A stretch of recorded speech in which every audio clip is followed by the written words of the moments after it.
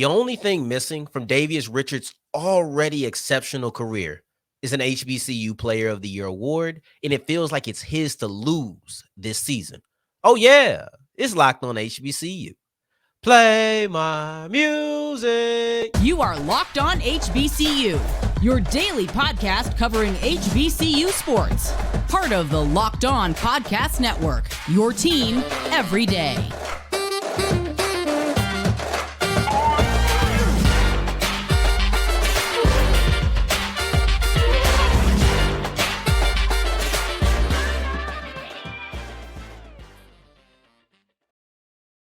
What's going on, family? Welcome back to another episode of the Locked On HBCU podcast, your number one daily one-stop shop for everything HBCU athletics, Monday through Friday, part of the Locked On Podcast Network, your team every day. And I, of course, am Darian Gray, a.k.a. the Mouth of the South, Texas Southern alum and former TSU Herald Sports editor and contributing writer at USA Today's Saints Wire.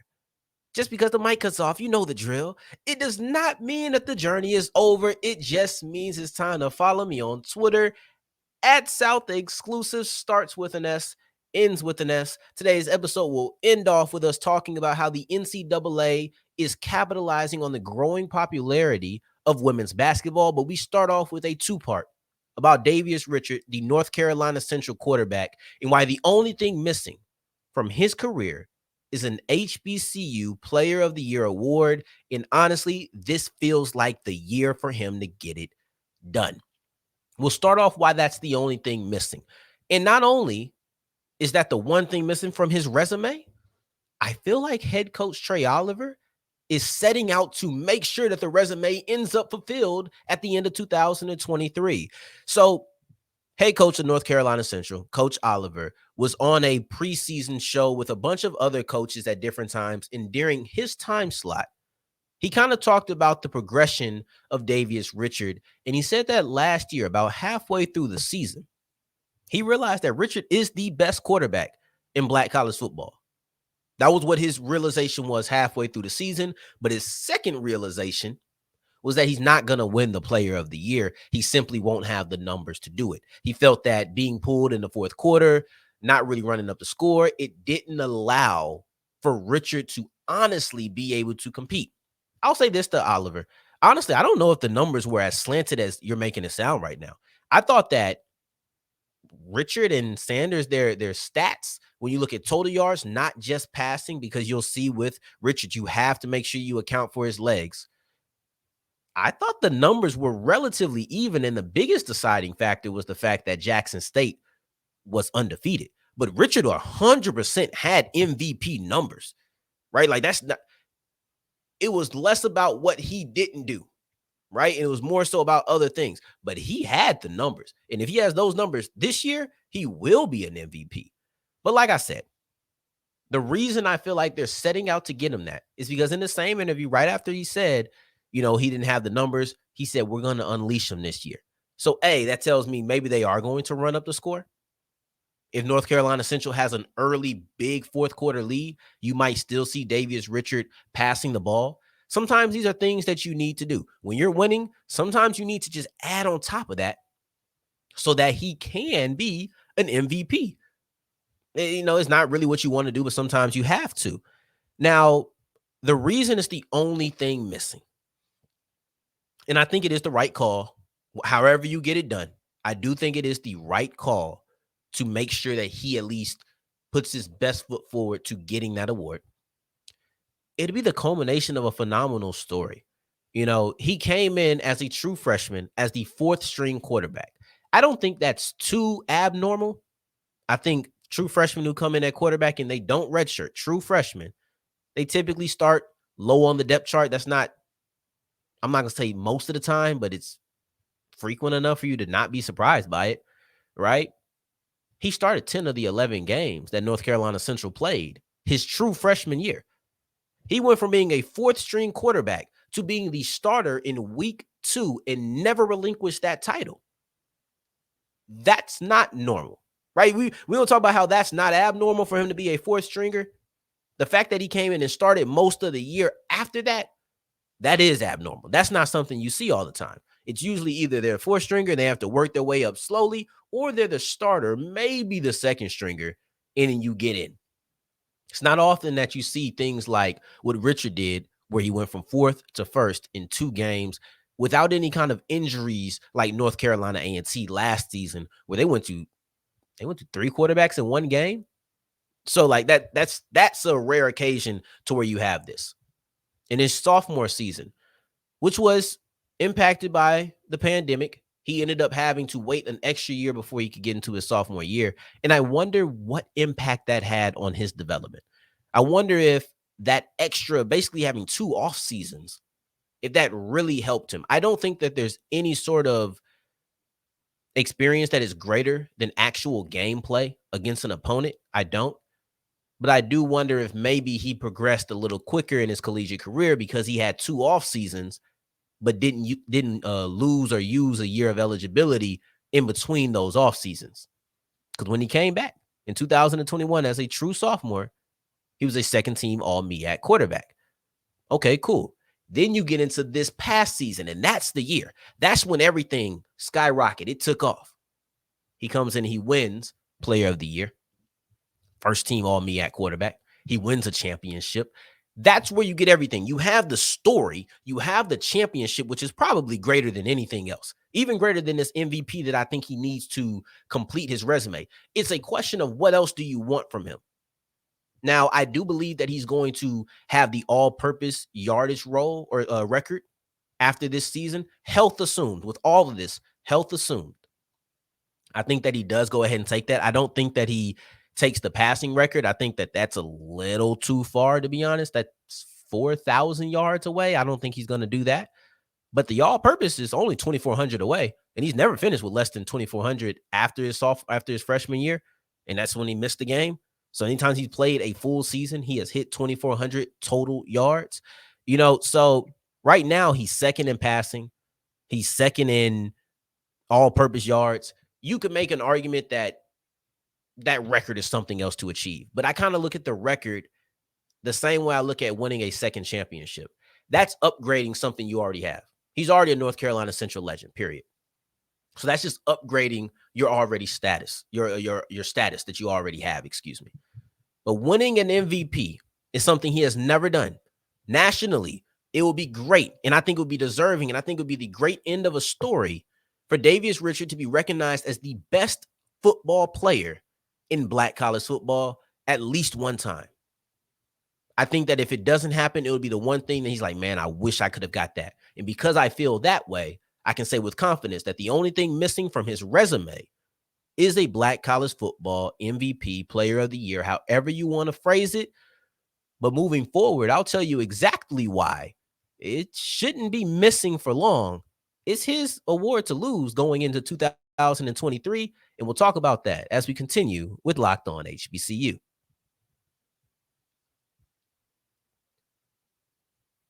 Guess who's back? Back again. LinkedIn's back. Tell a friend. No, seriously, tell a friend. Please tell a friend, because I know people who have their LinkedIn all the way laid out, everything you could possibly need. If you are somebody who's hiring, you need to find those people. If you're somebody who's looking for a job, you need to make sure that your LinkedIn looks like that. And then you need to find these people who are hiring, because we all know what the right person can do to a team. The right person can transform your team. It can transform your business. It's one of those things where you go from a 4 to an 8. Maybe it's customer service. Maybe it's one department in your company that just uplifts everything else, makes everybody else's job easier. Find that person on LinkedInjobs.com. All you have to do is go to LinkedIn.com/LockedOnCollege. Go to LinkedIn.com/LockedOnCollege, and you will find this perfect person for you to uplift your department, uplift your company, and uplift your team. Go to LinkedIn.com/LockedOnCollege.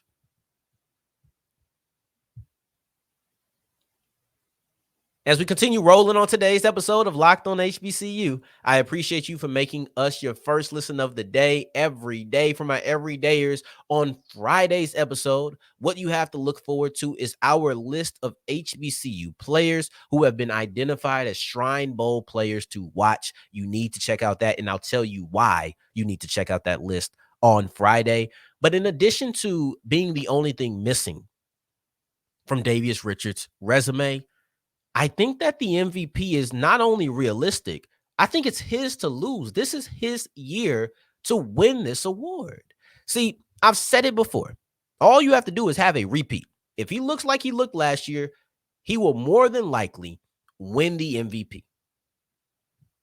Okay, cool. Let's break down all of the things. We finna cook. We finna make a little bit of gumbo, and we're gonna outline the 3 ingredients that are needed when we in this kitchen today. If he puts up the numbers that he put up and the Eagles win, it's a no-brainer. But I don't even think the Eagles need to win. That'll be a part of the conversation. But I don't even think the Eagles need to win, because you look at Akil Glass, he won Player of the Year, and Alabama A&M was 3rd in the SWAC, 3rd in their conference, actually, or excuse me, 3rd in their division. It's not a requirement. It'd be a great boost. But the 3 ingredients are individual performance, team success, and then also preseason hype. Those are the 3 things that go into it, because let's start off with the number 1, individual performance. None of the other things matter if Davius Richard does not produce. Let's say that Davius Richard is this year, and Mookie Collier is the heartbeat of North Carolina Central, and North Carolina Central makes it to the Celebration Bowl. Heck, let's even say that North Carolina Central wins the Celebration Bowl, and they're back-to-back champions. Let's say all of that happens, but Davius Richard doesn't have a great season. He has an okay season. That'll go to Mookie Collier. Like, I think that we have to understand that even with all of the hype, even with everything that comes in, you still have to perform up to your hype. See, if he performs exactly like he did in 2022, yeah, he's going to win. But history says he's not. History said he's going to be better, because history has shown you that with Davius Richard, every single season, he's improved. Literally. This is not a, no. Every single year, he has made a jump in completion percentage, in yardage, in touchdowns. Every single year. That goes for running too. Rush yardage per game, or rush yards per attempt, improved every single year. Total yards improved every single year. Attempts improved every single year. He's gotten better every season. So this idea that Davius Richard will be better than he was in 2022 is not crazy. Honestly, it's almost crazier to believe that he won't be. Now, do I think he makes the same jump he did between his sophomore and junior season? I don't know. That was a jump of over 60 yards per game. I don't know if he does all of that. It might be more so like freshman to sophomore, where it was a 20 yards per game jump, 10 on the ground, 10 through the air. It might be something like that. But if you had MVP season or MVP season numbers in 2022 and you make a slight improvement, you're going to have MVP season numbers in 2023. I think that math, that just adds up to me. Makes perfect sense to moi. But you look at it overall, I think it's reasonable for him to average 300 yards. And I don't care if he averages 300 yards through the air. I would like for him to, because I think that would boost his stock, his draft stock. But we're not talking about that. We're talking about the MVP. So if he has 300 yards per game, no matter how he gets it, more than likely, Davius Richard will be walking away with an MVP. It'll be less about what he didn't do and more about what the other person did. Now, the second part of this, team success. Team success is important. It's not the end-all, be-all. But if he has a great season, they win the MEAC at the least, he should be the front runner. Honestly, that's how I feel. Because what team stats or team success does is it validates your individual performance. Because when you have great numbers, but your team is bad as far as record goes, people are naturally going to look and say, okay, you're getting these numbers, but these numbers aren't that impactful. They don't really change the momentum of the game. That might not even be true. right? You might have led look at Josh Allen a couple of years ago against the Kansas City Chiefs. Josh Allen led a game-winning drive, and what does Patrick Mahomes do? He leads a game-tying drive in a ridiculously short amount of time. That doesn't make the Josh Allen numbers less than. It's just your defense didn't hold up in that moment. You ran against Pat Mahomes. That's a thing. But when people see your numbers and you're not on a successful team, well, people are immediately going to invalidate what happens. And then the last thing is preseason hype. And that kind of is a combination of the two. The two things build together because you won player of the year as Davius Richard. You were the team of the year because you won it all with North Carolina Central. It's a little bit different of a conversation than it was last year. Yes, Richard was a second-team all-MEAC quarterback going into 2022. Yes, North Carolina Central was second in the MEAC going into 2022. But there is nothing, absolutely nothing like being the MEAC champions, like being the Celebration Bowl champions. And you know what? There's no one to steal the spotlight. There's no Shedeur Sanders in the SWAC. Like, yes, there are other good quarterbacks, but all eyes are already on Davius Richard. People are expecting. I don't know why I was going with that one, but they are expecting Davius Richard to be the best player. All he has to do is come out and show that they weren't wrong. He already has a leg up. It's different when you come from, it's like kind of a surprise. Like, I didn't really see that one coming. Okay. Sometimes people are slow to give you your praise when that's the case.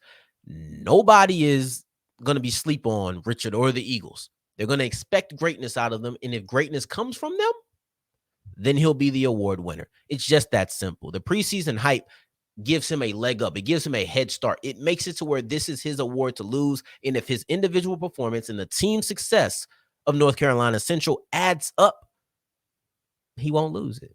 It's a really simple case. It's really a simple case. Davius Richard has one thing missing from his resume. It's one thing that he has not accomplished. I think that this year, his individual performance, his team success, and that preseason hype will all combine together to make sure that in 2023, he is the Black College Football Player of the Year. Now, moving forward, we're going to switch gears from football to women's basketball. And this is slightly HBCU related, but it's something that you need to know for your HBCU women's basketball team. And that's that. Yeah, that's that. The NCAA has created a new women's basketball tournament, and it's supposed to be a secondary tournament even greater than the women's NIT. And we'll break down this situation and why it's kind of weird to me as we continue with Locked On HBCU.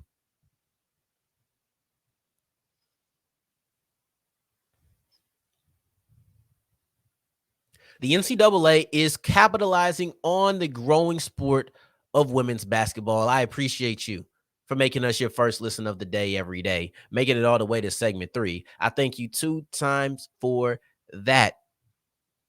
Women's college basketball is at a high right now. And honestly, I think it's at a high that is going to continue at least for next season and a couple of years after that. It's just about making sure that you're moving right when you're at this high so that this is just an upward trajectory and not a plateau moment, and definitely not a downward slope moment. If you move correctly right now, I think women's basketball has the opportunity to become extremely popular in college athletics. Now, as a refresher, I do feel like we need to talk about why this is the case. And that's the NCAA tournament finals, not just the tournament, but the finals specifically of LSU versus Iowa. And no disrespect to South Carolina, no disrespect to Virginia Tech, but it needed to be Iowa versus LSU. It needed to be those two teams. I love Aaliyah Boston. She went to the WNBA and started balling immediately, an all-star her rookie season. She was a dog. She was a star in college basketball. No question about it. Dawn Staley, great coach, a star. However, the personalities of Caitlin Clark and Angel Reese were required for collegiate women's basketball to be at the point it is right now. The clash of those personalities that I can't see or you can't see me moment, that was required. because I think it made people say, oh, I can buy into the sport. I think it's made certain people in suits, I'll say that, right? So that it made the average fan, it made civilians say, I can buy in. It made the people in suits say, when you have a star, people buy in. That moment at the end of the game where Angel Reese told Caitlin Clark, you can't see me, all of the uproar that came from it, all of the things that happened for Reese after that game, a lot came from that moment. All of those things have built up a point where people are watching for what's going to happen in college basketball, college women's basketball. And the NCAA isn't stupid.